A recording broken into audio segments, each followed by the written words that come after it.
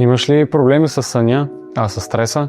33% от глобалното население с високи нива на стрес, проблеми с концентрацията и съня. Един нестандартен метод за борба с тази тиха епидемия е ароматерапията. Тя е лечебна практика, при която се използват естествени екстракти под формата на етерични масла. Когато се вдишат ароматните молекули, предизвикват стимулация на емоционалния център в мозъка. Той изпраща различни сигнали на тялото, дали да е на щрек или да се почива. Най-ефективното масло за сън е лавандулата. То директно намалява нивата на стреса и сигнализира на тялото, че е време за сън.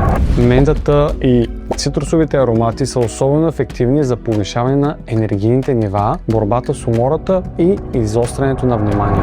Най-бързия и лесен начин за използване на тези масла са персоналните инхалатори. Тези малки стикове са направени концентрирано да доставят аромата до лигавицата на носа и дихателните пътища, като част от активните съставки попадат директно в кръвния поток. Това обяснява и почти мигновеното им действие. Точно такива, а и още полезни продукти за съня и фокуса може да намери в noosweat.bg.